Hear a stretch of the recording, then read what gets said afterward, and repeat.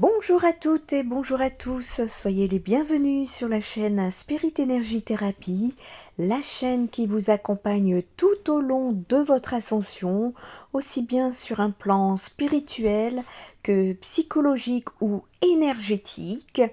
Ici, nous allons parler d'un sujet délicat, la maladie du cancer. Pour les personnes atteintes par la maladie qui passaient par ici, je connais votre fatigue. Donc n'hésitez pas à regarder cette vidéo en plusieurs parties si vous avez des difficultés. Prenez votre temps, rien ne presse. Vous pouvez toujours revenir vers cette vidéo parce que cela peut être beaucoup d'informations, mais cependant si je ne mets pas toutes les informations, je me dis que cela peut fausser le résultat. Nous allons ici parler donc de cancer, de médecine quantique et s'il était envisageable que 40% des cancers puissent être évités si nous évoluions dans une 4e dimension. Alors tout d'abord, on va apporter des explications parce qu'il est bien, il serait intéressant de se mettre dans la peau d'une personne atteinte par la maladie du cancer. Chaque année dans le monde, plus de 15 millions de nouveaux cas sont diagnostiqués. Autant vous dire que nous sommes tous concernés et si cela n'est pas nous-mêmes, c'est autour de nous. 8 millions de décès chaque année. Un homme sur 8 et une femme sur 11 meurent de cette maladie. 40% des cas de cancer pourraient être évités.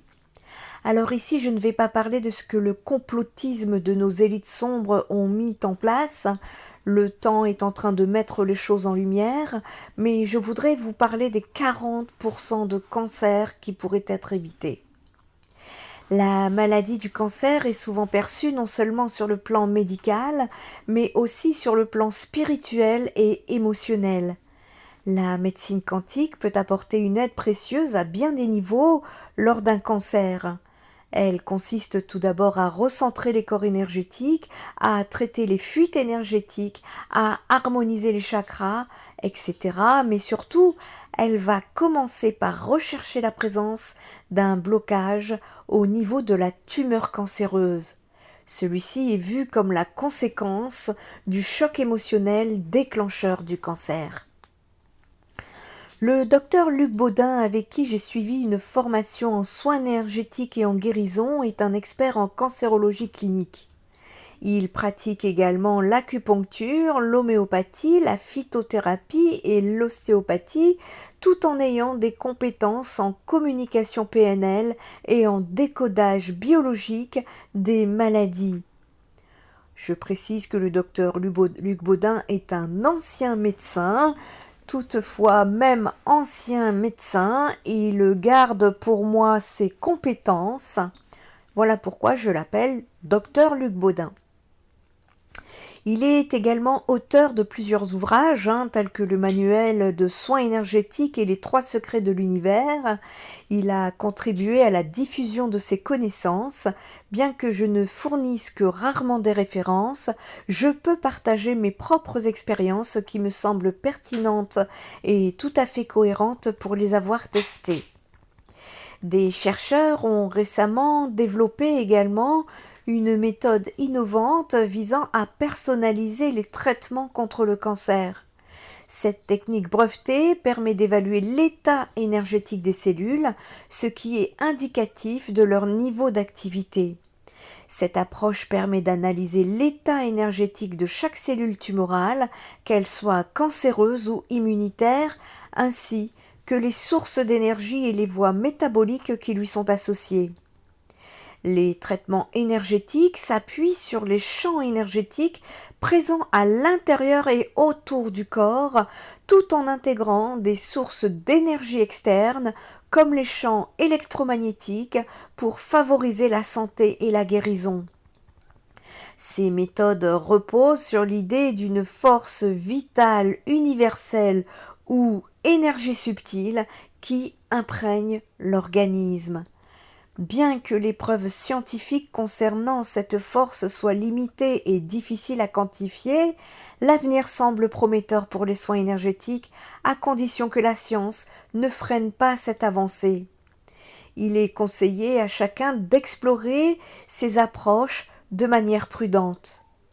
L'auteur de l'ouvrage L'abominable secret du cancer soutient, lui, que le cancer ne représente pas une défaillance de l'évolution, mais plutôt un phénomène biologique résultant d'un problème collatéral inévitable qui est lié à l'évolution des organismes multicellulaires.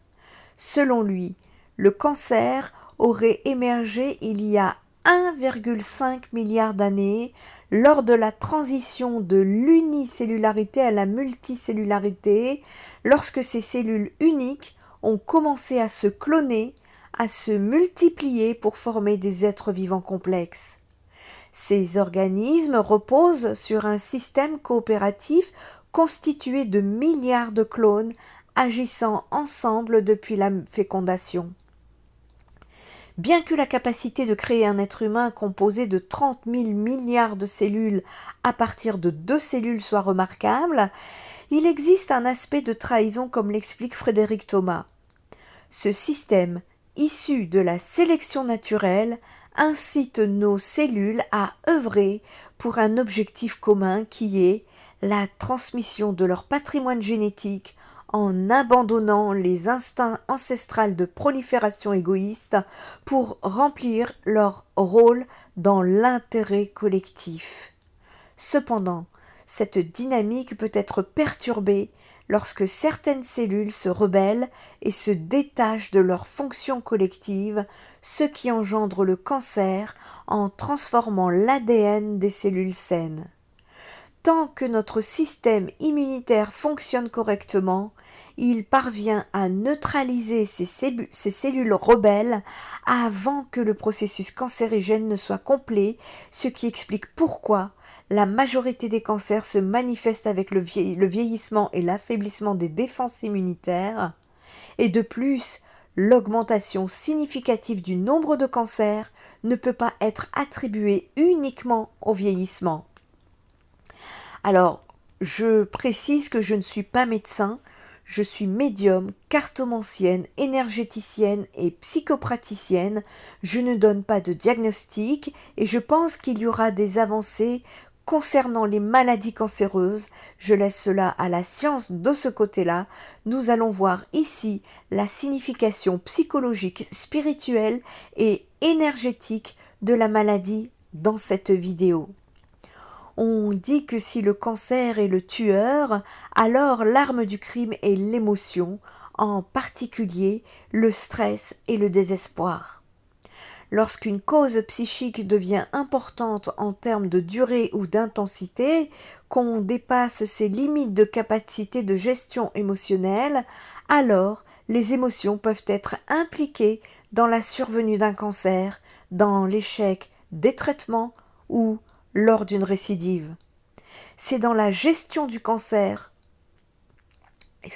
non pas du cancer, c'est dans la gestion du stress et non le stress lui-même qui peut engager la genèse d'un cancer. Il y a des personnalités plus fragiles qui sont exposées au risque de débordement émotionnel négatif sur leur système immunitaire et leur métabolisme hormonal. C'est la théorie du fight or flight. Cela relève de l'instinct primaire qui est soit de se battre, soit de fuir. Tant que l'être humain est capable de faire l'un ou l'autre, se battre ou s'échapper, alors le stress sera utilisé dans l'action et n'aura pas de conséquences. Mais lorsque ni l'un ni l'autre n'ont pu être exprimés dans l'action, alors le stress se retourne contre l'individu et le cancer se développe. Ce peut être le cas de personnes qui persistent à conserver, par exemple, un emploi dans lequel elles sont sujettes au harcèlement ou dans une relation destructrice sans poser de limites, sans s'exprimer. Le déséquilibre émotionnel s'installe et une sécrétion accrue de cortisol ou d'autres substances pro-inflammatoires augmente alors les mutations de l'ADN cellulaire et inhibe les mécanismes de réparation de celui-ci. Ceci est un exemple parmi tant d'autres. Sur le plan psychologique, le cas du cancer ne semble pas échapper à une logique de l'inconscient, exception faite des cancers infantiles et précoces qui semblent s'égrener dans des petits corps innocents loin de toute logique scientifique et symbolique. Pour les thérapeutes spécialistes de l'inconscient, le cancer chez l'être humain, dans son aspect symbolique, représente un désir d'immortalité. Mais il ne s'agit pas d'une immortalité spirituelle au sens d'un chemin parachevé dans l'éternel absolu, mais plutôt d'un entêtement à faire durer dans un temps long et indéfini une situation qui, de toute évidence, devrait déjà avoir disparu. Quand il y a une sclérose dans la vie d'une personne, parce que cette dernière ne peut ou ne veut pas révéler le défi de vie qui se présente à elle, depuis longtemps d'ailleurs, quand elle refuse un changement nécessaire à la vie, alors l'inconscient trouve la solution du cancer en réponse à ce désir d'éterniser un paradigme, bien qu'il soit désuet. Le cancer peut toucher des gens qui ne savent pas être en vie sans passer par la survie.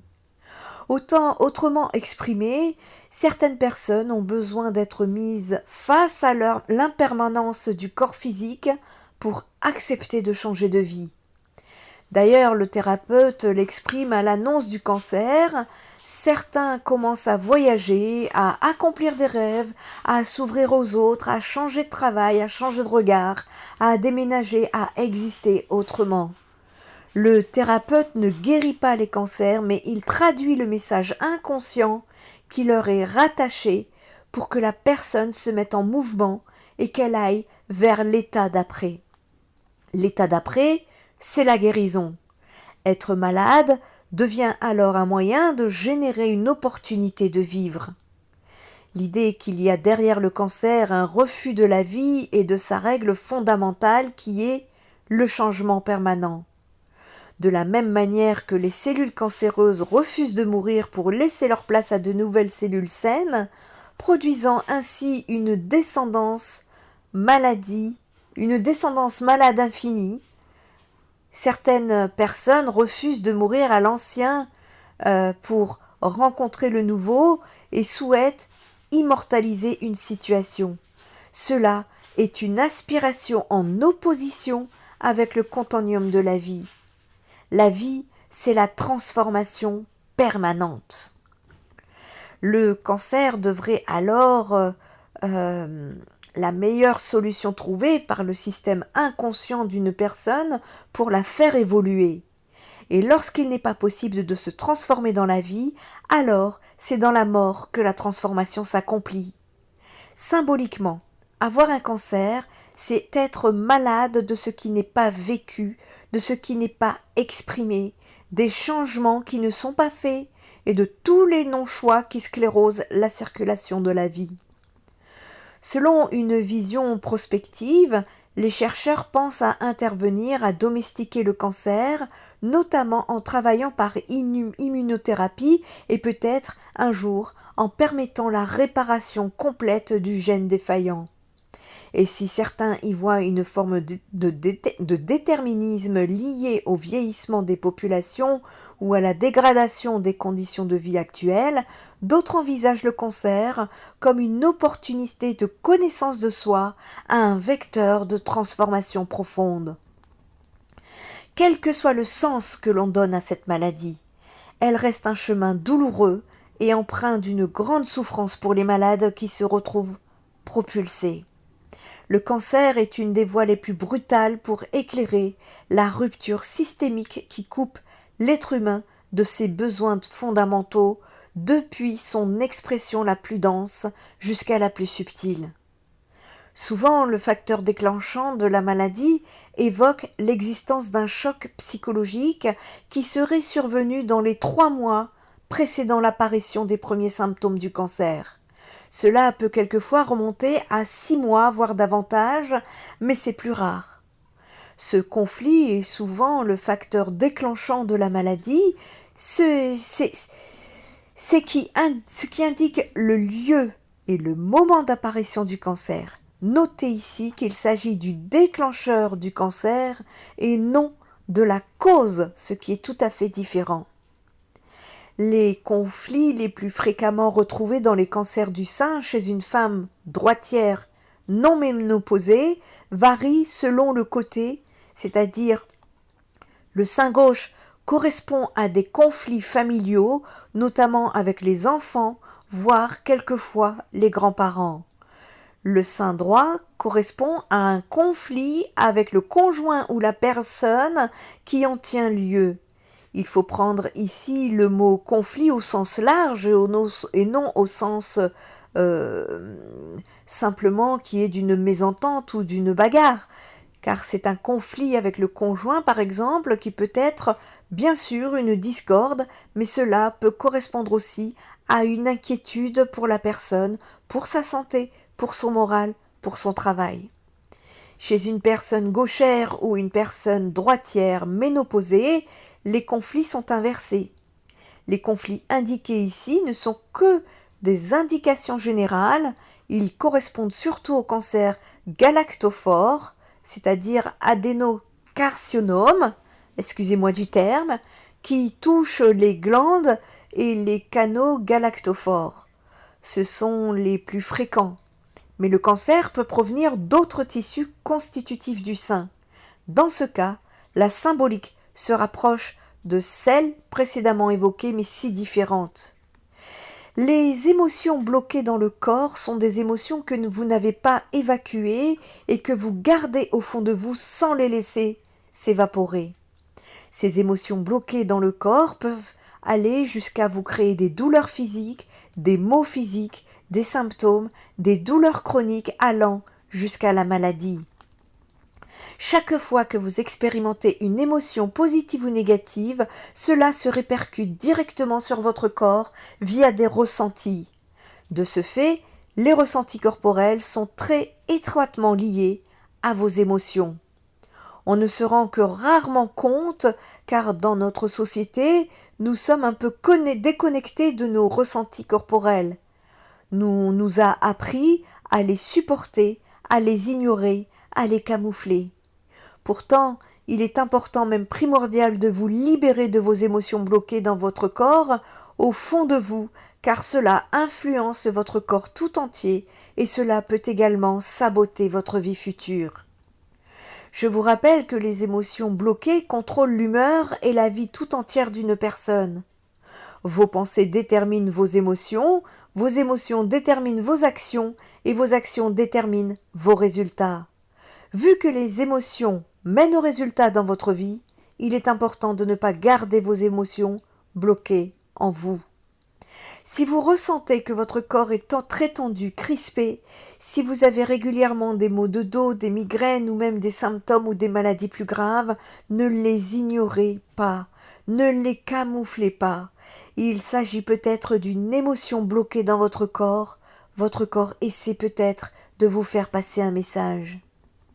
Quoi qu'il en soit, la résolution du conflit est très importante pour mettre la personne sur le chemin de la guérison.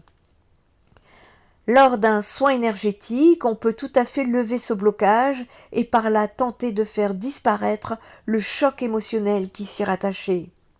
La remise en route de la circulation énergétique va permettre de libérer toutes les énergies perverses qui étaient concentrées dans la tumeur, ce qui va conforter l'action des traitements entrepris contre elle. Car la présence permanente du choc émotionnel continuait d'entretenir la tumeur, favorisant ainsi les récidives et les rechutes. Ainsi, si le choc émotionnel amenait la personne vers le cancer, la disparition du choc pourrait contribuer à la conduire sur la route de la guérison. Ensuite, comme nous venons de le dire, le cancer est toujours associé à un fort encrassement de l'organisme. Aussi, l'évacuation de toutes ces énergies usagées est un temps également important. Or, elles se trouvent souvent ralenties voire arrêtées sur le chemin de leur évacuation. L'épuration de l'organisme de la personne malade va contribuer à remettre en route le processus d'autoréparation de son corps et ainsi lui permettre de retrouver son équilibre perdu. D'où l'importance des soins énergétiques. Le faible niveau d'énergie a un impact important sur la qualité de vie d'une personne et il s'agit d'un enjeu important chez les gens qui ont un cancer ou qui sont en rémission. C'est d'ailleurs l'un des impacts principaux à moyen long terme chez les gens avec un cancer. La fatigue peut prendre différentes formes. Vous pouvez vous sentir épuisé, faible, ralenti, avoir de la difficulté à réfléchir ou vous rappeler de certaines choses, être incapable d'accomplir les tâches que vous devez faire, vous pouvez vous sentir démotivé, etc. Face à autant de causes, il peut être difficile de se retrouver. C'est donc une bonne idée d'en parler d'abord aux professionnels qui vous suivent, comme votre médecin traitant par exemple, pour tenter d'identifier les causes les plus probables dans votre situation. Une fois que vous avez une meilleure idée des causes de votre fatigue, vous pouvez alors agir sur celles qui vous semblent les plus prioritaires. Imaginez que vous apprenez que vous avez un cancer. C'est un véritable cataclysme, non seulement le corps, mais aussi l'esprit et l'âme. Les traitements conventionnels comme la chimiothérapie et la radiothérapie, bien que nécessaires, entraînent souvent une série d'effets secondaires difficiles à gérer, affectant gravement la qualité du quotidien des patients. Par exemple, de plus en plus de personnes se tournent vers des pratiques complémentaires pour améliorer leur bien-être global. Toute votre vie semble chamboulée, tout s'écroule autour de vous. Un sentiment de colère et d'injustice peut apparaître. Pourquoi vous? Puis ensuite, la tristesse et le désespoir. Une fois le choc atténué, comment affronter la maladie? Personne ne nous apprend comment combattre une maladie grave telle que le cancer. C'est probablement une des épreuves les plus dures de la vie. Elle a frappé à notre porte sans que nous y soyons préparés. Cependant, reprendre sa vie en main, chercher du soutien et être dans un état d'esprit de guérison peut avancer et combattre cette maladie. Lorsqu'on parle de thérapie anticancéreuse, la chimio et la radiothérapie sont souvent les premières choses qui sautent à l'esprit. Ces thérapies sont puissantes et indispensables pour lutter contre cette pathologie dans certains cas, mais ils peuvent également entraîner une série de réactions secondaires indésirables difficiles à gérer. Voici les plus courantes. Vous pouvez rencontrer de la fatigue extrême. La fatigue est probablement l'une des réactions indésirables les plus fréquentes. Imaginez-vous au sommet de votre journée la plus active, mais sans la vitalité nécessaire pour avancer. La chimio et la radiothérapie peuvent drainer vos forces, vous laissant souvent trop fatigué pour accomplir des tâches simples. Vous pouvez également rencontrer des douleurs physiques. Les thérapies anticancéreuses peuvent provoquer des douleurs variées. Vous pourriez ressentir des douleurs musculaires, des maux de tête ou des douleurs articulaires. Parfois, la douleur est liée à l'inflammation causée par les radiations ou les effets toxiques des médicaments sur les tissus sains. Vous pourriez également être confronté à des nausées et des vomissements. Les nausées et les vomissements sont des compagnons indésirables mais courants de la chimio. Même les odeurs et les saveurs qui autrefois étaient agréables peuvent devenir insupportables. Ces symptômes peuvent vous empêcher de manger correctement et sainement, ce qui est pourtant indispensable pendant le processus thérapeutique. Vous pourriez également rencontrer le stress et l'anxiété. Faire face à cette pathologie est une épreuve émotionnelle intense. Les thérapies anti-cancer peuvent ajouter une couche supplémentaire de stress et d'anxiété, exacerbant les peurs et les incertitudes liées à la maladie. La préparation et la récupération après chaque séance de thérapie peut devenir des sources d'angoisse. Vous pouvez également rencontrer des dégradations du niveau de votre bien-être. Les réactions physiques et émotionnelles indésirables peuvent sérieusement dégrader le confort quotidien. Ce n'est pas seulement la maladie qui pèse, mais aussi l'accumulation de petits inconforts et douleurs qui, jour après jour, rendent le quotidien plus difficile.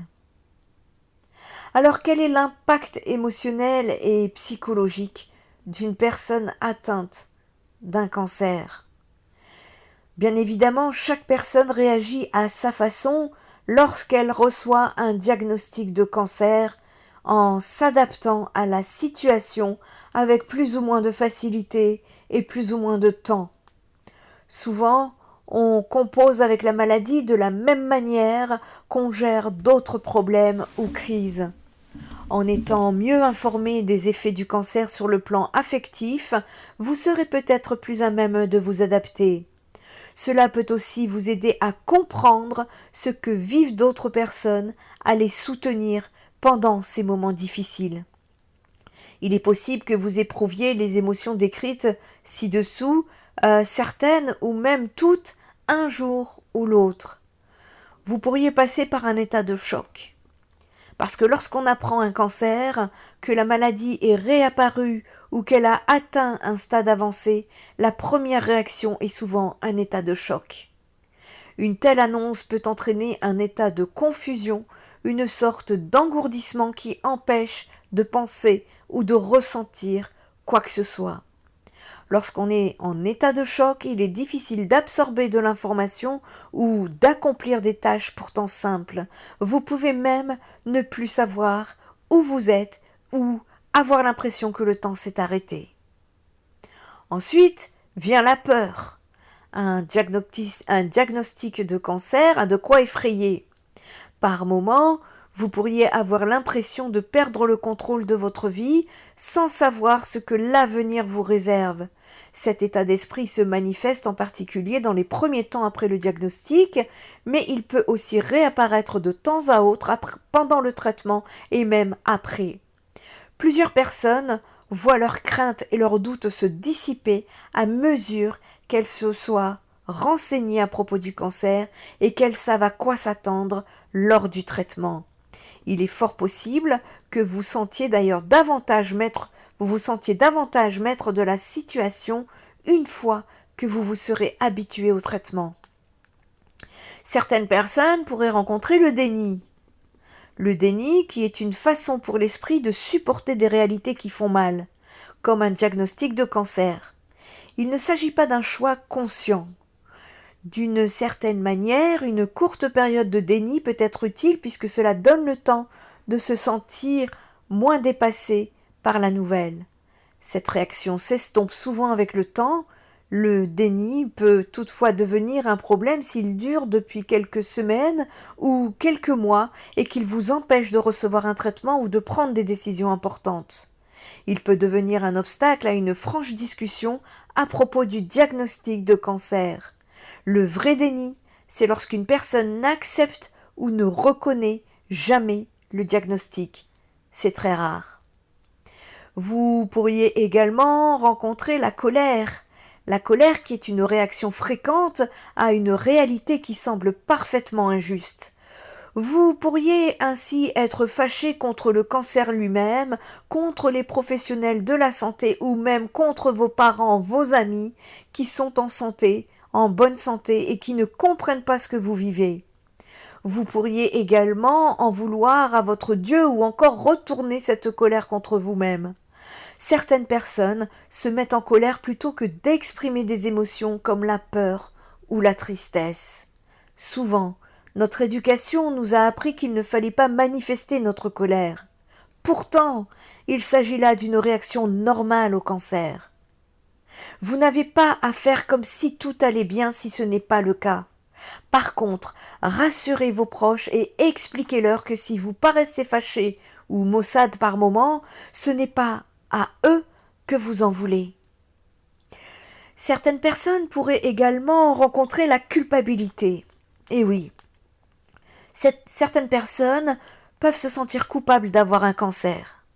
Vous vous demandez peut-être si vous auriez pu faire quelque chose pour prévenir la maladie ou pour qu'elle soit détectée plus tôt. Vous pourriez aussi vous sentir responsable de l'impact de la maladie sur vos proches. Les aidants, les membres de la famille ou les amis peuvent aussi ressentir de la culpabilité. Ils peuvent s'en vouloir d'être en bonne santé alors que vous êtes malade, se sentir coupables de ne pas pouvoir vous aider à vous sentir mieux ou avoir l'impression qu'ils sont incapables de vous soutenir comme il le faut. On dit parfois que la culpabilité, c'est une émotion inutile. Ce peut être le cas, mais il n'en demeure pas moins que c'est un sentiment bien réel que beaucoup de personnes éprouvent. Ce qui est également vrai, c'est que vous n'êtes pas responsable de l'apparition du cancer. Personne ne mérite d'être malade. Vous pourriez rencontrer des états d'anxiété et de stress.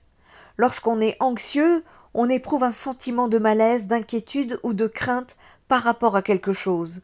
L'anxiété peut entraîner des symptômes tels qu'une respiration rapide, une accélération du rythme cardiaque ou la sensation d'avoir des papillons dans l'estomac. Vous pourriez également vous sentir étourdi ou commencer à transpirer, voire encore avoir du mal à vous concentrer ou à vous endormir. Il est normal d'être anxieux quand on a un cancer, mais parfois ce sentiment prend des proportions telles qu'il finit par envahir complètement. Si c'est le cas, l'anxiété peut être considérée comme un problème médical et doit être traitée. Le stress est pour notre corps un moyen de réagir à quelque chose qui nous semble dangereux ou qui nous menace.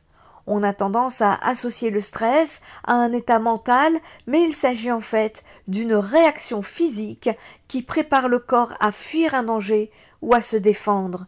En situation de stress, votre corps libère des hormones qui lui permettent de se mettre en action. Votre respiration s'accélère, votre cœur bat plus vite et votre taux de sucre sanguin augmente afin de répondre aux besoins accrus de votre cerveau et de vos muscles. Le stress n'est pas nécessairement négatif, il peut notamment vous aider à prendre en main une situation d'urgence ou à éviter un accident. C'est ce qui vous garde vigilant et pleinement éveillé lors d'un événement important. Une fois disparue, la source du stress, bon ou mauvais, le corps reprend son fonctionnement normal. Un niveau élevé de stress durant une période prolongée peut toutefois être dommageable pour la santé et causer des problèmes tels que des dépressions, des hypertensions artérielles, des troubles cardiaques, des maux de tête et des maux d'estomac. Vous pourriez également rencontrer la solitude et l'isolement. C'est le cas de nombreuses personnes qui me consultent en privé. Certaines personnes vulnérables peuvent ressentir ce sentiment de déshumanisation et d'isolement. Les thérapies contre le cancer peuvent vous faire sentir comme un simple numéro dans une longue file d'attente médicale. Le sentiment de déshumanisation est courant, surtout lorsque les thérapies semblent interminables et que les interactions avec les professionnels de santé manquent de chaleur humaine.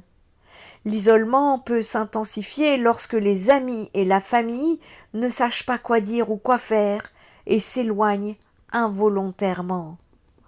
Lorsqu'on est atteint de cancer, on peut se sentir très seul. Vos proches ne viennent peut-être pas vous voir ou ne vous téléphonent pas aussi souvent que vous le souhaiteriez. Il est possible que vous vous sentiez trop malade pour travailler ou pour prendre part à des activités sociales, mais lorsque vous êtes avec des gens, vous pouvez parfois penser que personne ne comprend ce que vous traversez. Il se pourrait ainsi que la famille ou les amis aient de la difficulté à faire face à la maladie et qu'ils ne vous rendent plus visite ou ne vous contactent plus aussi souvent qu'avant. Cela ne veut pas dire qu'ils ne s'en font pas pour vous. Ils peuvent simplement avoir peur de voir quelqu'un qui a l'air malade ou de dire ce qu'il ne faut pas. La famille et les aidants peuvent aussi se sentir seuls. Ils ont peut-être l'impression d'avoir perdu leur meilleur ami ou de n'avoir personne à qui parler de ce qu'ils vivent. Ils peuvent se sentir dépassés par leurs nouvelles responsabilités et penser qu'ils n'ont plus le temps de voir leur entourage ou de faire des activités qu'ils apprécient. Il se peut aussi qu'ils se sentent négligés par l'équipe de soins, les autres membres de la famille et les amis qui ont davantage tendance à se concentrer sur la personne atteinte du cancer. Il n'est pas rare de se sentir seul ou laissé à soi-même une fois le traitement terminé. Il est possible que vous passiez effectivement beaucoup plus de temps seul, surtout si vous êtes en arrêt de travail. Même si vous êtes bien entouré, vous risquez de souffrir d'isolement s'il vous semble que les gens autour de vous ne peuvent pas comprendre ce que vous vivez. Des changements de votre apparence physique, s'il y en a, peuvent entraîner un sentiment de solitude parce qu'ils vous font maintenant sentir différent des autres, même si ces changements ne sautent pas aux yeux. Vous pourriez rencontrer la tristesse. Bien évidemment, il n'est pas rare d'éprouver de la tristesse après un diagnostic de cancer ou pendant un traitement contre la maladie. Vous pourriez avoir de la peine de plus être en bonne santé ou de ne pas avoir passé autant de temps qu'avant avec vos proches. Devoir renoncer pendant un certain temps à des activités agréables comme les voyages ou la pratique d'un sport peut être aussi difficile à vivre. Il est normal de pleurer ou de ressentir du chagrin, de la frustration, voire du découragement lorsqu'on doit faire face à des événements stressants ou bouleversants. Même si cela semble étrange, il est normal de se sentir triste à la fin d'un traitement contre le cancer. Vous pourriez alors vivre le deuil de ce que vous avez perdu ou repenser aux moments difficiles du traitement. Vous serez peut-être attristé par les changements de votre corps ou votre manque d'énergie. De savoir le traitement terminé peut aussi donner le cafard, car c'était un moyen d'agir contre le cancer. Au-delà de la tristesse, certaines personnes peuvent rencontrer des dépressions. Bien des personnes atteintes de cancer ont envie de pleurer ou se sentent malheureuses, désespérées ou démoralisées par ces moments. Et par moments. Il est tout à fait normal de devenir dépressif ou anxieux lorsqu'on est confronté à cette pathologie. Les thérapies lourdes peuvent intensifier ces sentiments, provoquant des fluctuations émotionnelles et des périodes de tristesse intenses. Il est important d'accueillir ces émotions et de les gérer au mieux. Ce que vous vivez est tout à fait normal. Toutefois, si ces émotions sont sans cesse présentes ou se manifestent de façon prolongée et qu'elles deviennent plus intenses ou affectent votre vie au quotidien, elles peuvent dénoter d'une dépression dite clinique, d'où d'autres signes de dépression, notamment par des modifications de l'appétit, du poids ou du sommeil, du sentiment d'inutilité ou de culpabilité, de la difficulté à vous concentrer ou des pensées fréquentes de mort ou de suicide. Les signes de dépression peuvent facilement passer inaperçus, mais les reconnaître est la première étape vers le mieux-être. La dépression peut et doit être traitée, ce n'est aucunement un signe de faiblesse. Une personne en dépression n'est pas en mesure de passer à autre chose ou de retrouver le sourire, d'ailleurs par la seule force de sa volonté. Les traitements contre le cancer ou la maladie elle-même peuvent être à l'origine d'une dépression. Le risque sera peut-être plus grand si vous êtes atteint d'un cancer avancé et que vous avez déjà souffert de dépression ou que vous n'avez pas un réseau de parents ou d'amis pour vous soutenir. Si vous pensez faire une dépression ou que vous avez des décisions suicidaires, parlez-en à un membre de votre équipe de soins. On pourra vous diriger vers un spécialiste comme un psychologue, une psychopraticienne comme moi ou un psychiatre qui vous recommandera peut-être lui des médicaments ou une thérapie. Si une personne que vous connaissez vous dit qu'elle pense au suicide, prenez cette remarque au sérieux. Même si cela vous semble être un commentaire fait comme ça de façon spontanée. Si la personne refuse de parler à un médecin, avisez l'équipe de soins afin qu'une aide lui soit apportée. Enfin, et heureusement, vous pourriez également rencontrer l'espoir. Espérer, c'est d'attendre avec confiance qu'une chose se produit. Certaines personnes ont de la facilité à être optimistes, cela les aide à supporter les moments difficiles qu'elles sont en train de vivre. Mais il n'est pas nécessairement évident de garder espoir face à une expérience pénible. C'est tout à fait compréhensible et vous n'avez pas à afficher des sentiments que vous n'éprouvez pas.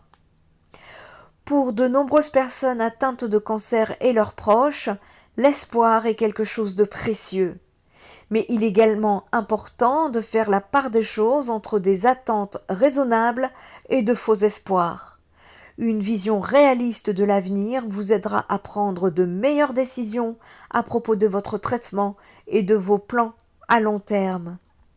Lorsqu'on apprend qu'on a un cancer, eh bien, pardon, beaucoup de personnes s'isolent, baissent les bras, se sentent impuissants et subissent à tort la maladie et les traitements, tels que la chimiothérapie, la radiothérapie, etc. qui l'accompagnent. Ne pensez pas que vous êtes seul face à cette épreuve et que vous ne pouvez pas avoir d'action sur votre guérison. Au contraire, vous pouvez changer les choses et commencer déjà par vous rappeler que vous n'êtes pas seul face à cette maladie.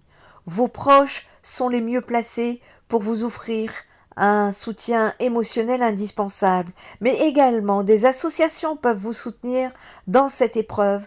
Des thérapies peuvent également être mises en place. Vous pouvez changer d'état d'esprit, contrairement aux idées reçues. Le cancer n'est pas fatal, on peut y survivre. Le mental est alors primordial pour lutter contre la maladie. Accepter que vous ayez besoin d'aide pour mettre toutes les chances de votre côté pour guérir est primordial. L'évolution appartient à chaque personne, à chacun de trouver les ressources nécessaires pour surmonter la maladie et faire face au traitement à entreprendre. Essayons maintenant de comprendre la signification de la maladie du côté spirituel façon Lise Bourbeau. Le cancer, au même titre que les autres maladies, a un aspect spirituel dont le but est de nous aider à changer notre vision de cette maladie qui fait tant de ravages. J'ai effectué une recherche active à ce sujet et je suis maintenant convaincue qu'il n'y a pas de hasard si cette maladie prend de l'ampleur malgré les recherches scientifiques et les taux de guérison qui s'améliorent.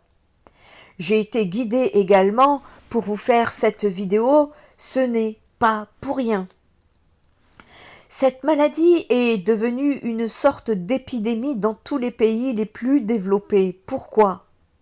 Parce qu'avec l'avènement de l'ère du Verseau, qui a débuté il y a une 50aine d'années, on doit se diriger vers l'amour véritable qui, au lieu de laisser nos peurs nous diriger. Le cancer n'est qu'une maladie d'amour blessé.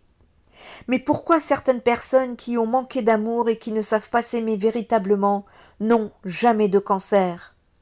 Le sujet principal ici est celui du cancer et de sa cause profonde. Les observations et les rencontres avec ces personnes qui ont dû affronter le cancer m'ont amené à cette conclusion suivante.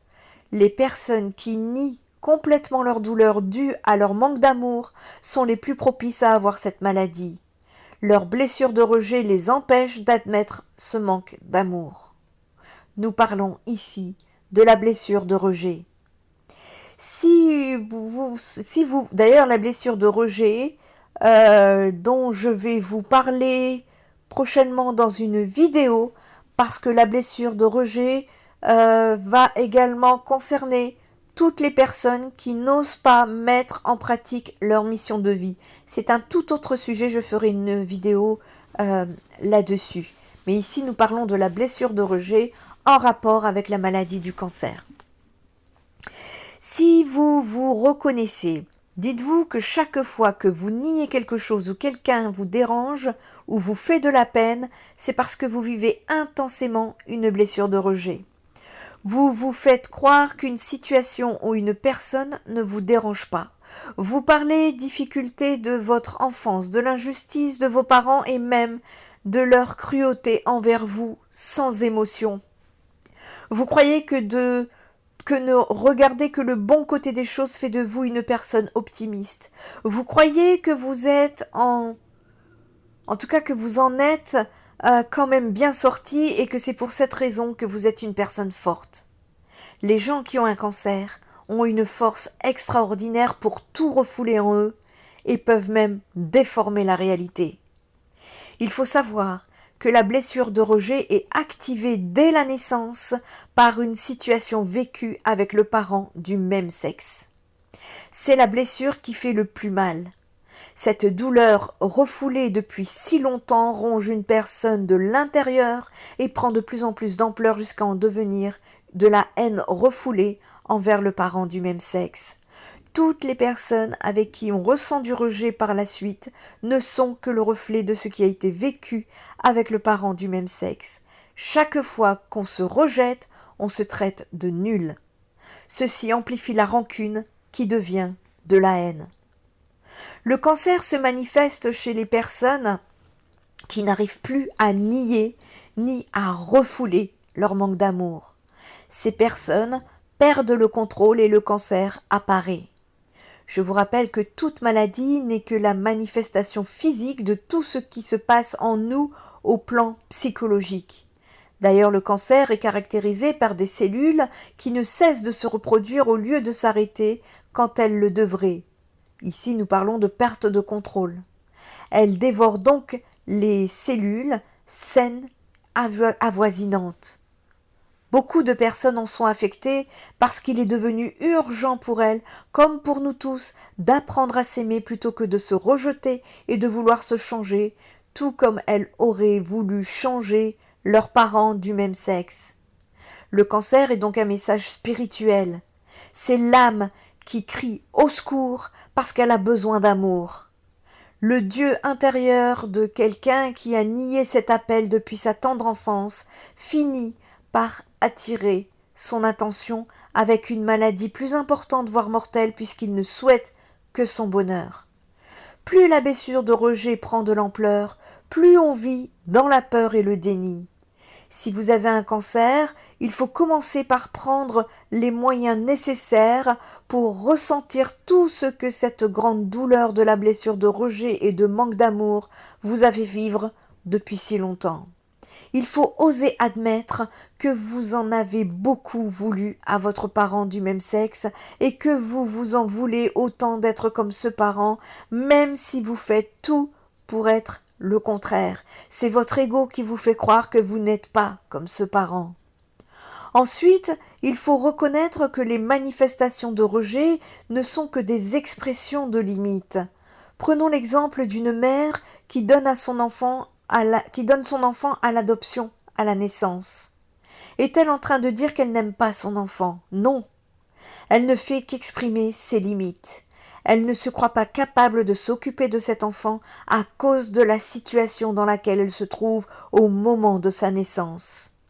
Lorsque vous ne voulez pas être comme votre parent du même sexe, vous le rejetez. Est-ce parce que vous ne l'aimez pas?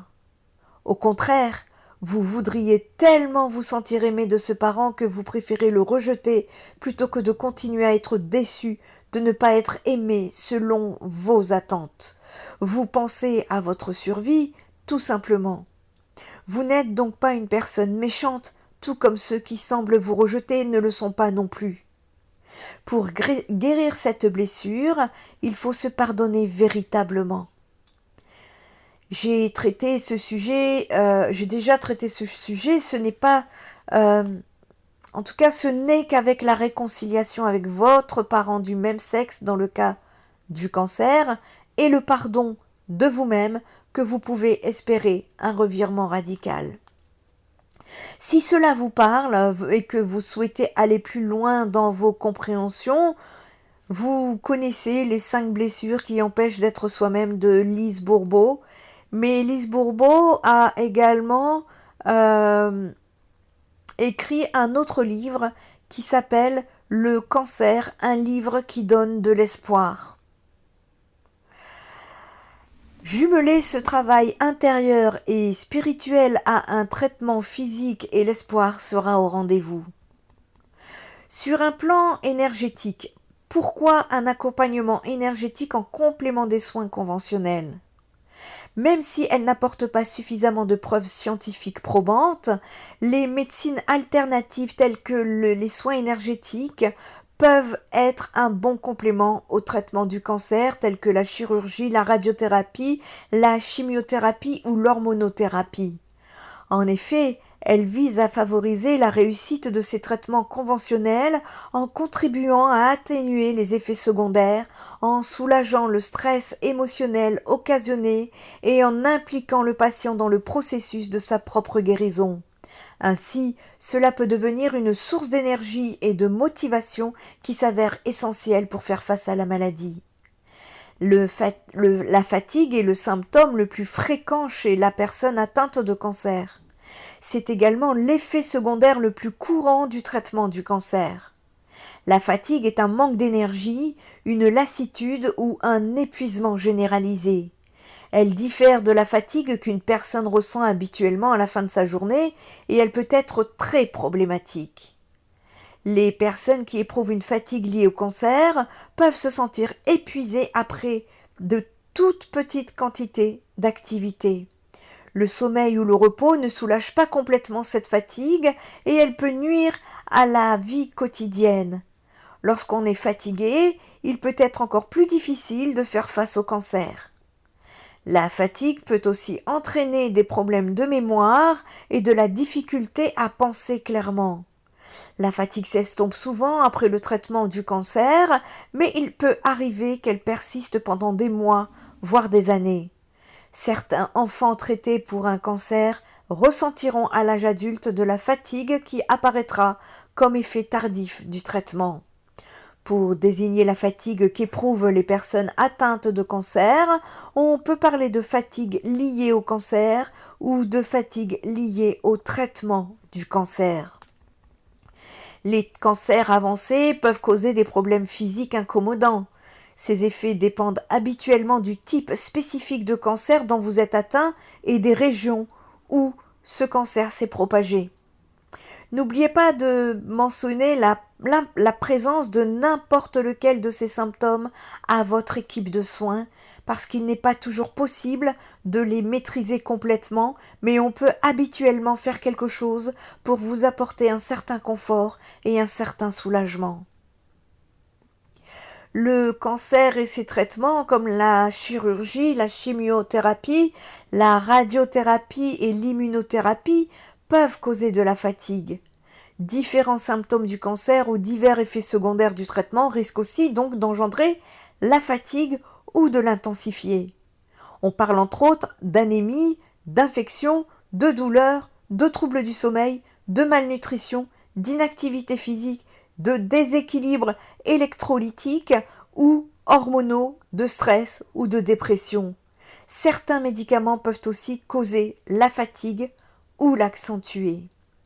Alors, il est important de gérer au mieux les réactions indésirables. Il est important de parler à votre équipe médicale des symptômes ressentis pour pouvoir déjà chercher avec eux des solutions et des thérapies complémentaires comme les soins énergétiques qui peuvent aider à atténuer certaines des réactions indésirables. Encore faut-il que les médecins, l'équipe médicale aient cette connaissance.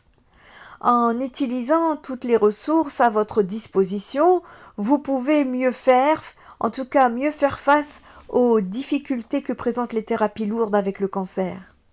La route est difficile, mais chaque petit pas compte vers le mieux-être et le retour à un quotidien plus équilibré.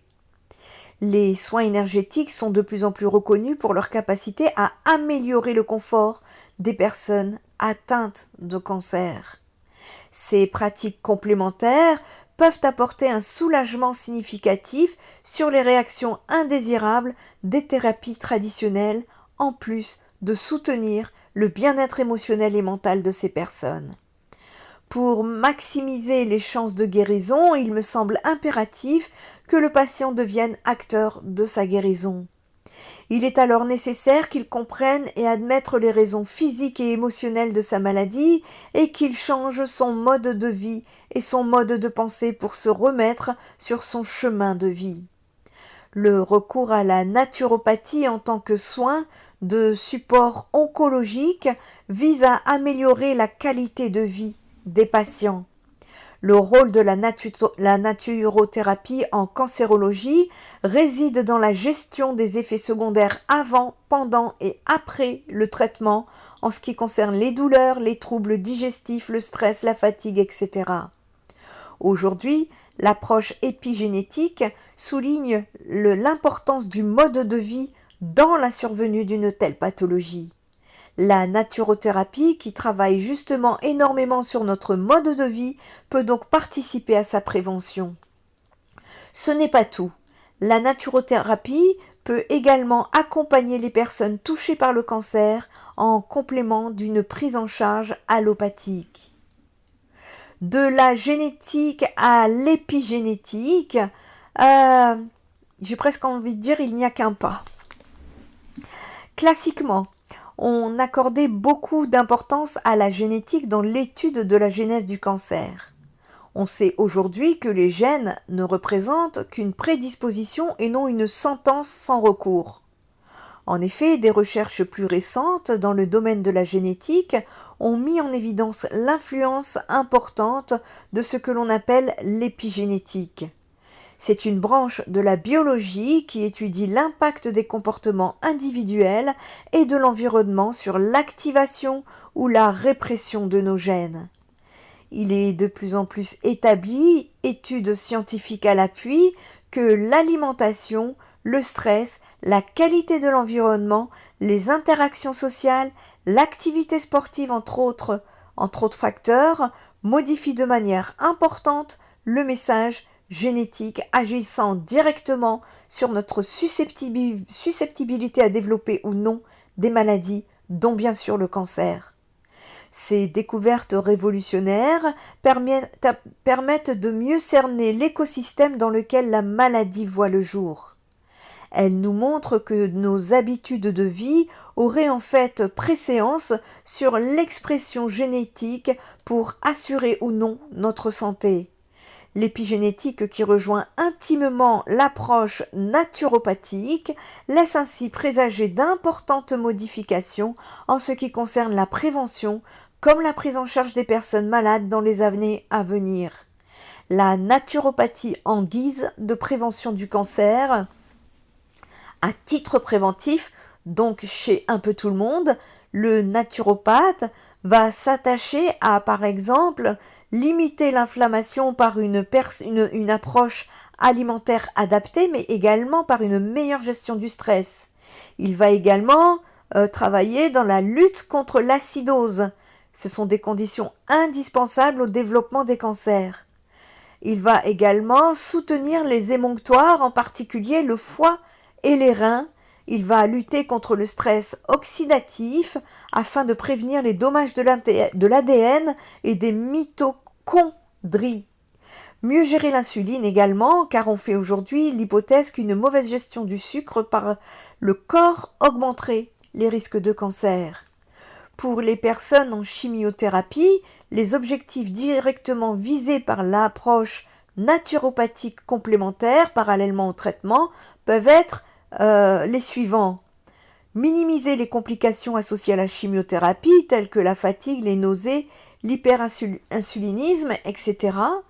Optimiser la tolérance au traitement, comme potentialiser l'efficacité de la chimiothérapie, voire stabiliser l'humeur et maximiser le retour à la santé.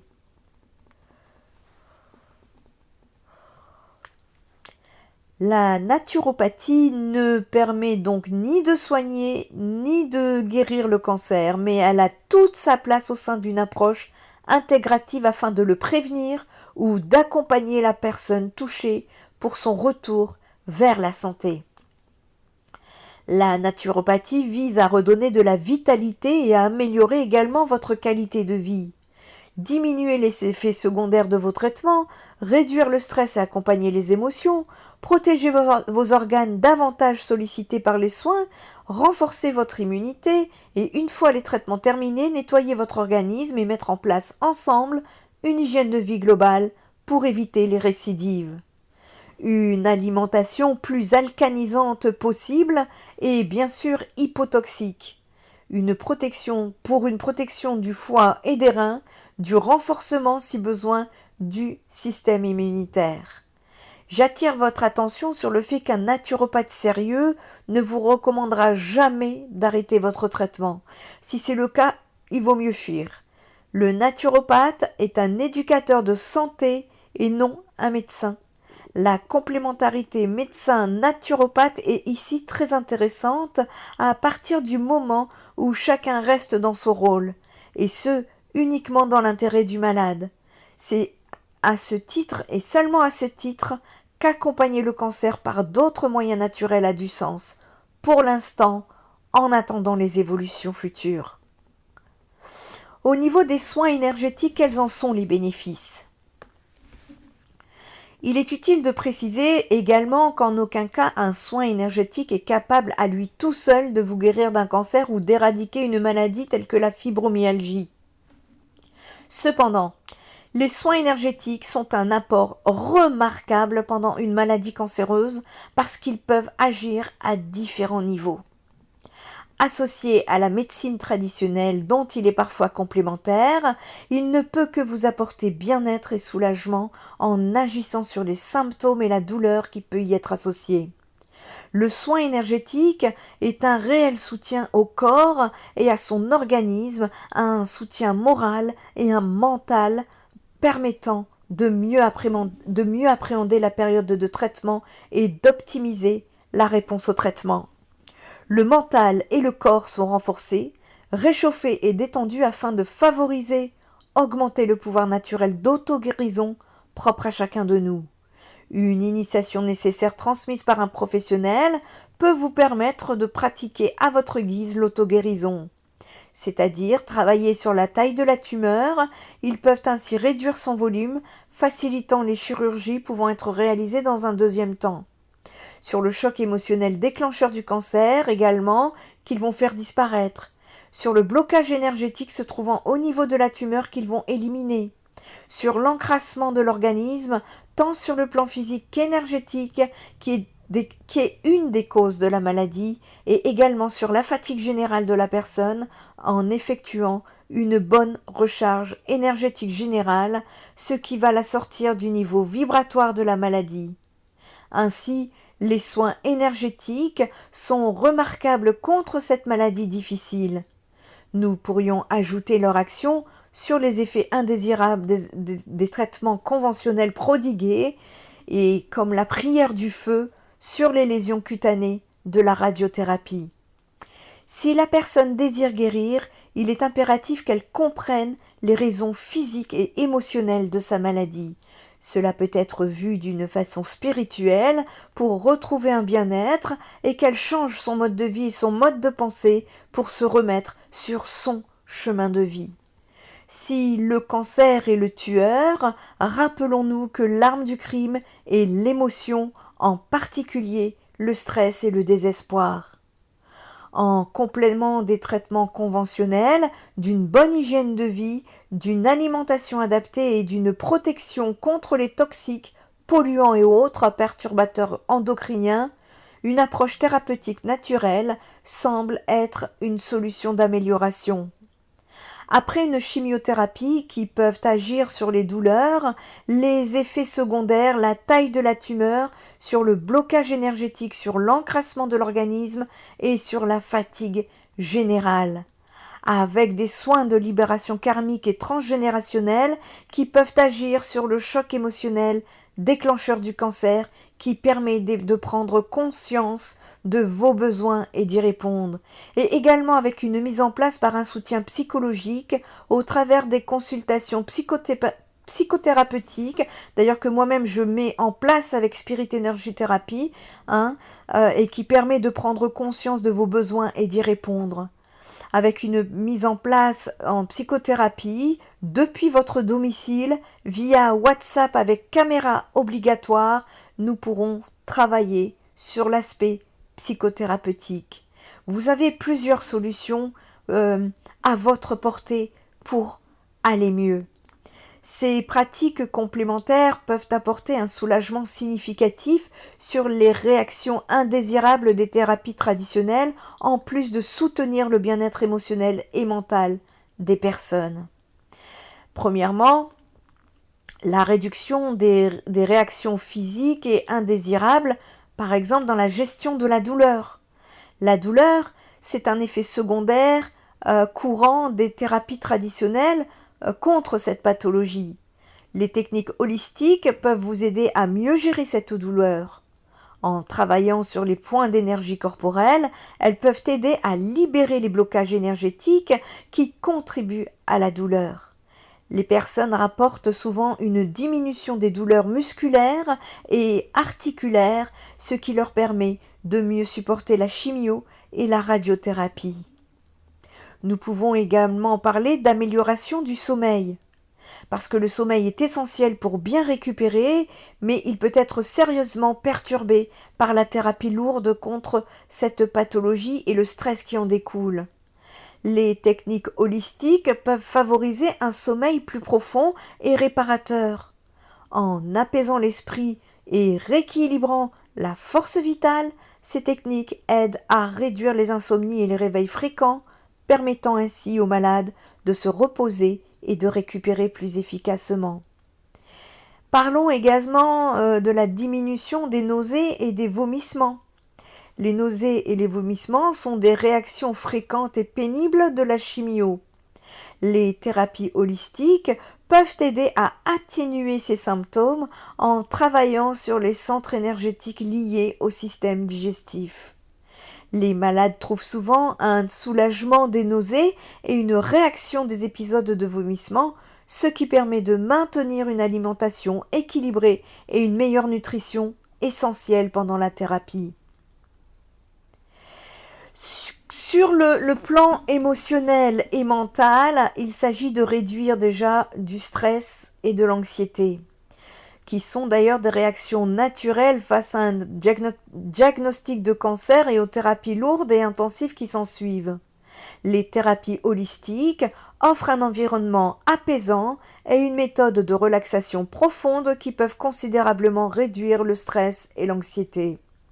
En équilibrant les énergies corporelles, ces méthodes aident à calmer le système nerveux, ce qui se traduit par une sensation de paix intérieure et de sérénité. On parle également de l'amélioration de l'état d'esprit et de la résilience. Affronter cette terrible pathologie demande une résilience énorme et elle demande également un état d'esprit positif qui peut faire une grande différence dans la maladie.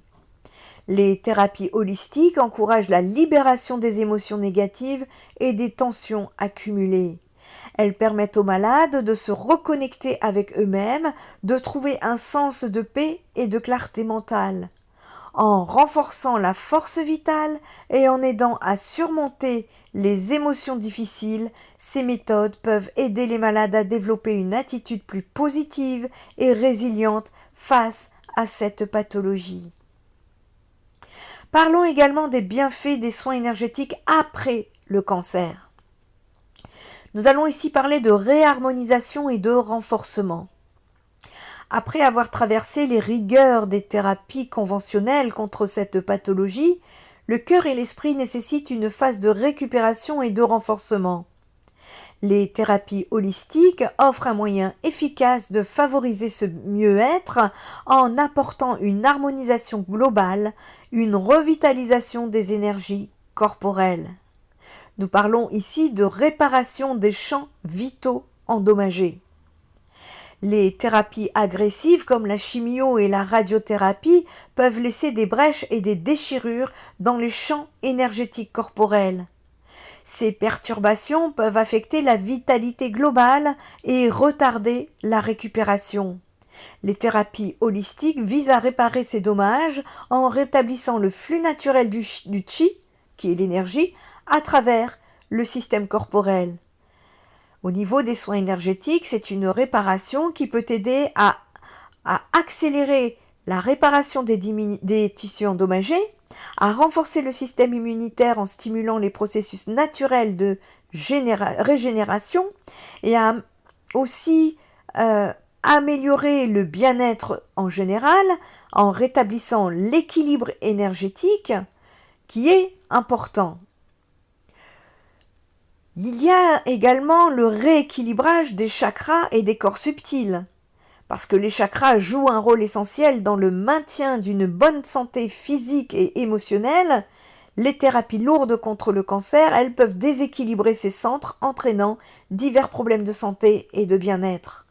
Les thérapies holistiques travaillent à rééquilibrer ces chakras, à harmoniser les corps subtils, ce qui peut conduire à une meilleure circulation du chi à travers les principaux chakras, une réduction des tensions physiques et émotionnelles, un sentiment de paix intérieure et de stabilité émotionnelle.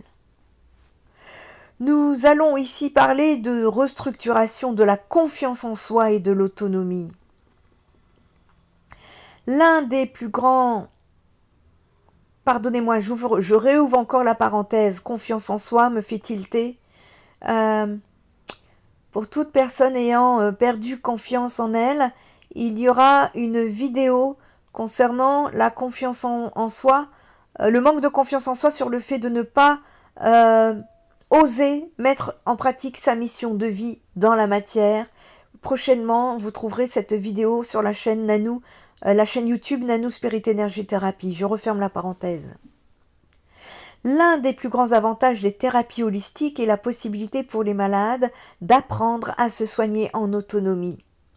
Ces thérapies ne nécessitent pas de matériel spécial et peuvent être effectuées au domicile, offrant ainsi une méthode accessible et pratique pour contribuer à bénéficier des thérapies holistiques après la prise en charge conventionnelle.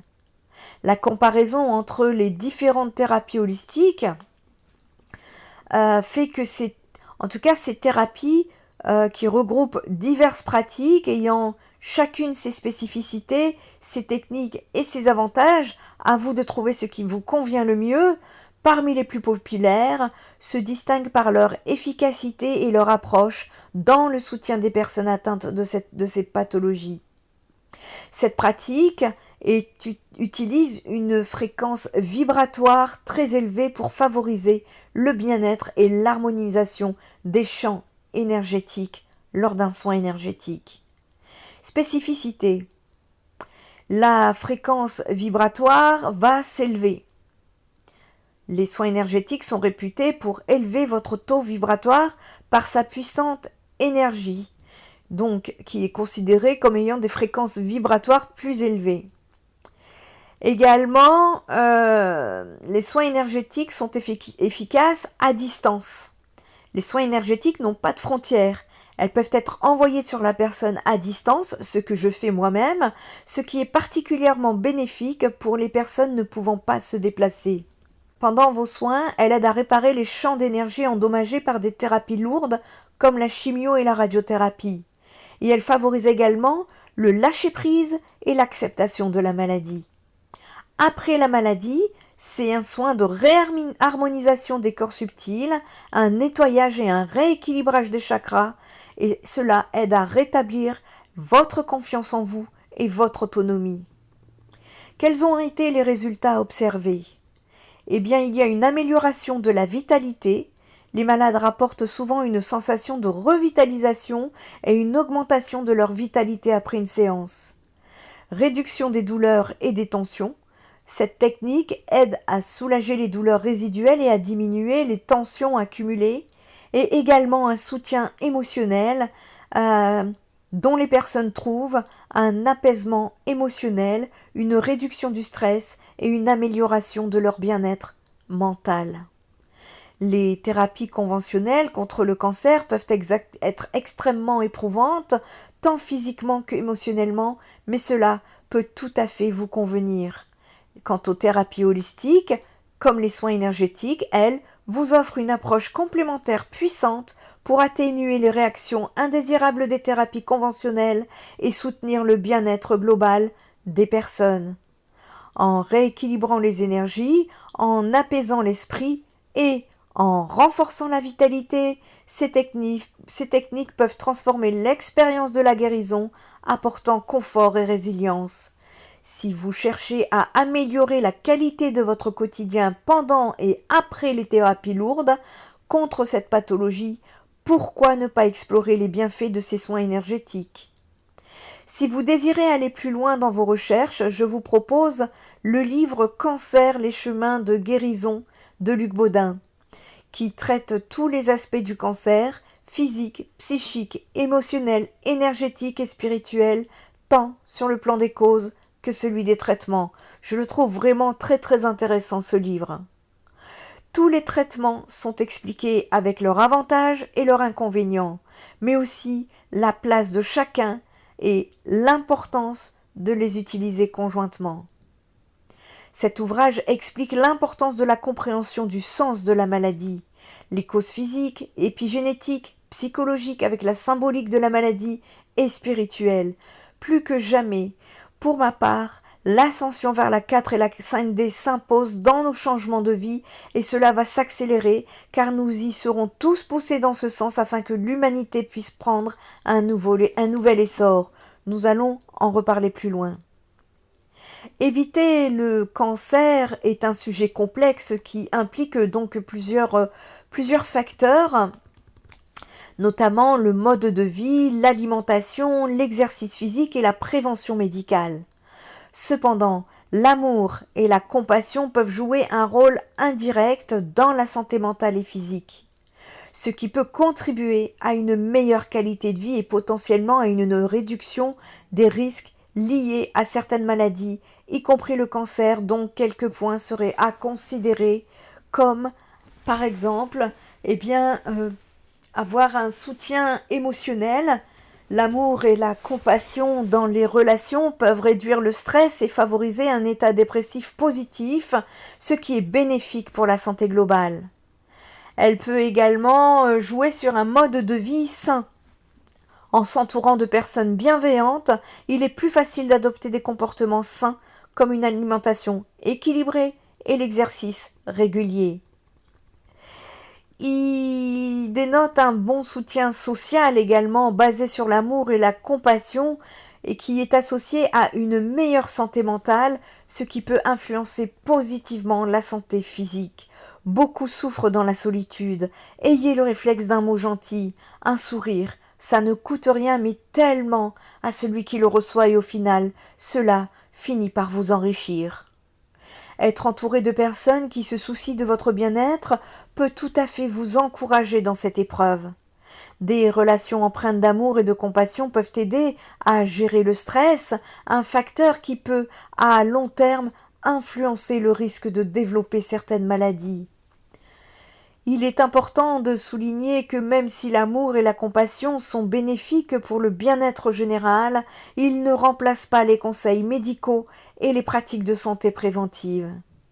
L'alignement spirituel, c'est le chemin vers la 4D et fait référence à l'harmonie entre vos valeurs personnelles, vos croyances et vos actions dans votre vie quotidienne.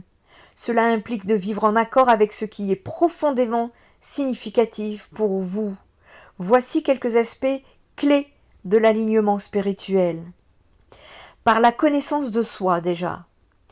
Comprendre vos valeurs, vos passions et ce qui vous motive dans la vie est essentiel pour atteindre cet alignement. Par la pratique spirituelle. Cela peut inclure la méditation, la prière, la contemplation ou d'autres pratiques qui vous aident à vous connecter avec votre moi supérieur et à transcender les préoccupations quotidiennes. Par l'intention et l'action. L'alignement spirituel implique de prendre des actions qui reflètent vos croyances et vos valeurs. Cela peut se manifester dans vos choix de vie, vos relations et votre engagement envers les autres. Par l'équilibre émotionnel. Être en harmonie avec soi-même aide à gérer le stress et les défis de la vie. Cela favorise un état d'esprit positif et une meilleure résilience. Par la connexion avec les autres, l'alignement spirituel peut également se traduire par des relations saines basées sur le respect mutuel et la compréhension. Et enfin, l'évolution personnelle qui est très importante, qui est de reconnaître que l'alignement spirituel est un processus continu. Au fur et à mesure que vous grandissez et évoluez, vos valeurs et vos croyances peuvent aussi changer. En résumé, l'alignement spirituel est une quête personnelle pour vivre de manière authentique et significative. D'ailleurs, souvenez-vous, dans certaines canalisations que je vous avais données, les guides vous demandent de revenir dans le être et non le paraître. Très important. Je me permets de vous proposer une lecture qui pourrait beaucoup vous apporter. C'est vrai que je donne pas souvent des liens tant que je n'ai pas essayé sur moi-même, mais ici, celle-ci également, et je la trouve très importante. En tant que psychopraticienne, je peux vous conseiller le livre de Natacha Calestrémé intitulé Se donner toutes les chances, qui est avant tout un livre de réflexion, un guide pour vous découvrir les bienfaits des médecines complémentaires, mais aussi mesurer à quel point notre propre rôle est essentiel dans notre santé. C'est également une volonté qui est de réconcilier les médecines, toutes les médecines. Cet ouvrage nous invite à nous ouvrir à notre santé, à tous les champs et à toutes les chances du possible. C'est explorer la diversité des voies thérapeutiques pour permettre, en tout cas mettre toutes les chances de notre côté. Natacha Calestrémé donne la parole à des experts et des chercheurs reconnus comme des docteurs et des professeurs. En apprendre plus sur vous-même et notre rapport aux soins, ouvrir à soi toutes les voies de la guérison, trouver la posture juste face à face, en tout cas face à la maladie, tels sont les enjeux de cet ouvrage nous invitant à une prise en main à la fois globale et diversifiée de notre santé. Je vous mets le lien sous la vidéo. La maladie n'est jamais une punition, sachez-le. C'est la trace d'une souffrance cachée à dévoiler pour y porter remède. De ce fait, la maladie invite à se poser des questions sur soi, sur sa vie, celles que l'on ne se serait jamais posées auparavant. Sur un plan divin, et c'est le sujet qui m'intéresse le plus pour votre ascension, le cancer est l'indication que l'âme, la conscience est dans la souffrance, que la personne doit changer pour reprendre son chemin de vie vers la lumière, celui du chemin du bonheur, vers le divin. Le cancer peut être vu comme un processus de transformation. Il peut symboliser la nécessité de se libérer d'anciens schémas ou de blessures émotionnelles pour permettre une croissance personnelle. Cette maladie invite souvent les individus à réfléchir sur leur propre mortalité et leur valeur dans la vie. Cela peut engendrer une quête de sens plus profonde. Le combat contre le cancer est souvent synonyme de résilience.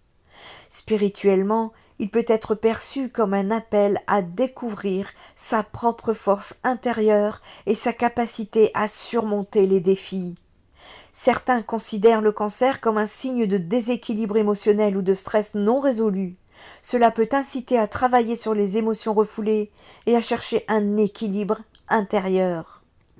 Au niveau des approches spirituelles pour faire face au cancer, vous pouvez pratiquer la méditation qui, elle, peut apaiser l'esprit et trouver la paix intérieure, ce qui est essentiel lors d'un diagnostic d'un cancer. Vous pouvez également avoir des approches comme le yoga, le tai chi ou la musicothérapie qui peuvent être bénéfiques pour le bien-être spirituel et physique des patients.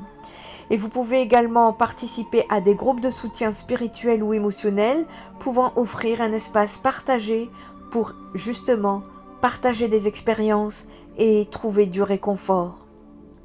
40% des cancers pourraient être évités si nous étions en 4e dimension spirituelle. La recherche sur la prévention du cancer a considérablement évolué au fil des décennies. Bien que des progrès indéniables aient été réalisés dans le traitement et le dépistage précoce, il est essentiel d'explorer des dimensions moins conventionnelles de la santé. L'idée selon laquelle 40% des cancers pourraient être évités si l'humanité accédait à une 4e dimension spirituelle nécessite une réflexion approfondie. Cette dimension spirituelle évoque un état de conscience élargi où l'individu se connecte à lui-même, aux autres et à l'univers. Lorsque j'entends une personne dire que nous ne sommes pas dans le monde des bisounours avec le regard vers l'extérieur, cela peut se comprendre. Mais si vous tournez votre regard vers l'intérieur, peut-être que vous y verriez les choses différemment. La dimension spirituelle et ses effets sur la santé, la connexion esprit-corps est plus qu'importante. De nombreuses études indiquent que l'état mental et émotionnel d'une personne joue un rôle crucial dans sa santé physique. La médecine psychosomatique a démontré que des émotions non résolues et un stress chronique peuvent contribuer à l'apparition de maladies, y compris le cancer. En cultivant une dimension spirituelle telle que la méditation ou pleine conscience, les individus peuvent réduire le stress et promouvoir des habitudes de vie bénéfiques. La prévention est aussi importante par une meilleure qualité de vie. Accéder à cette quatrième dimension spirituelle pourrait signifier adopter un mode de vie plus sain. Une vie spirituelle enrichissante encourage souvent une meilleure alimentation, une activité physique régulière et des interactions sociales positives. Il est prouvé que ces facteurs sont associés à une diminution des risques de développer certains types de cancers. Je lance ici un appel subliminal à la santé publique devant intégrer des éléments spirituels pour offrir des approches de prévention du cancer plus holistiques. Cela pourrait inclure des programmes scolaires sur la gestion du stress, des ateliers de pleine conscience pour les adultes et des initiatives communautaires favorisant la cohésion sociale. Pour réaliser ces changements, une éducation adéquate sur l'importance de la santé mentale et spirituelle est indispensable. Sensibiliser les populations aux bénéfices d'une vie spirituelle pourrait transformer notre perception du bien-être. La proposition selon laquelle 40% des cancers pourraient être évités grâce à l'accès à une quatrième dimension spirituelle ouvre un débat fascinant sur l'interconnexion entre esprit et corps. Cela souligne l'importance d'une approche globale de la santé qui intègre non seulement la biologie, mais aussi la psychologie et la spiritualité. Un changement de paradigme vers une vision plus intégrative pourrait bien amener des bénéfices significatifs en matière de prévention du cancer et d'amélioration de la qualité de vie. Tout le monde a son rôle, tout le monde a sa place. La signification spirituelle du cancer varie d'une personne à l'autre.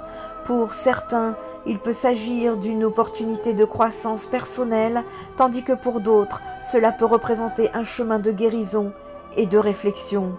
Chacun ici est invité à explorer sa propre compréhension et à trouver des moyens de faire face à cette épreuve sur le plan spirituel. J'espère que cette vidéo vous aura apporté des compréhensions et que vous mettrez en place tous les moyens nécessaires qui vous sont proposés pour pouvoir mieux appréhender cette épreuve difficile. Si vous avez besoin d'une guidance, d'un soin énergétique, d'un soutien psychologique, n'hésitez pas à visiter le site spiritenergiethérapie.fr. Je ne peux que vous envoyer tout mon amour. L'amour est un pouvoir non négligeable, ne l'oublions pas. Prenez soin de vous, prenez soin des autres, prenez soin de la planète. Spirit Energy Thérapie, ta guérison commence ici.